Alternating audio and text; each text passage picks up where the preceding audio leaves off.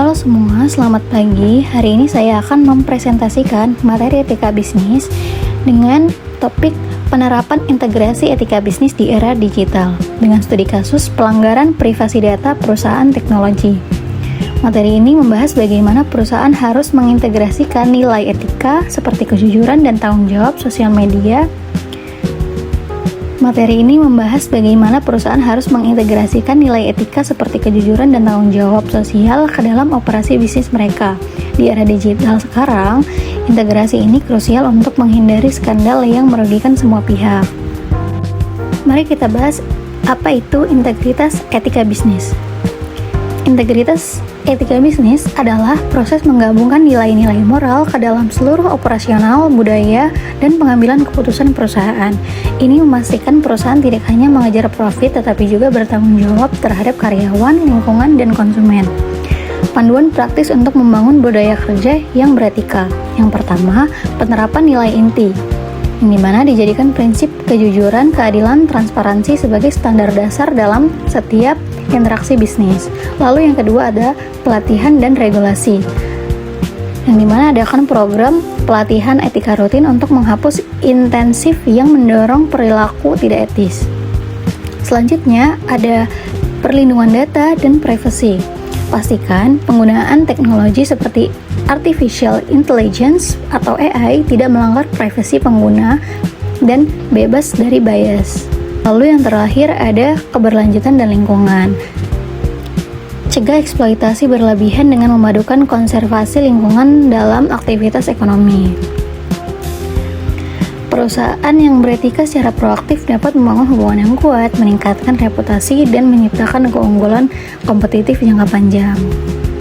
Integrasi etika bisnis berarti menyelaraskan keputusan bisnis dengan prinsip moral.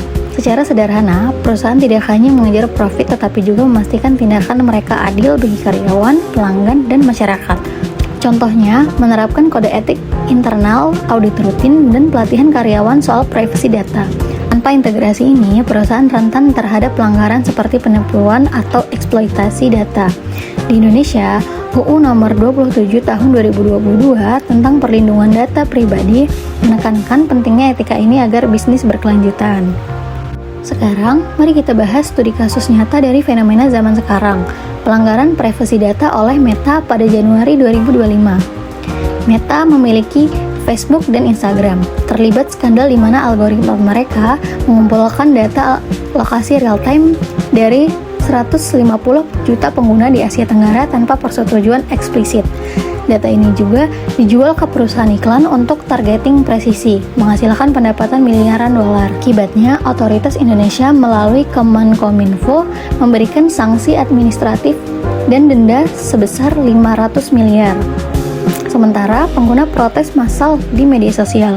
Pelanggaran ini gagal mengintegrasikan etika karena pertama, mengabaikan prinsip kejujuran dengan tidak transparan soal penggunaan data. Kedua, melanggar tanggung jawab sosial dengan membahayakan privasi individu. Ketiga, prioritas profit jangka pendek mengorbankan reputasi jangka panjang.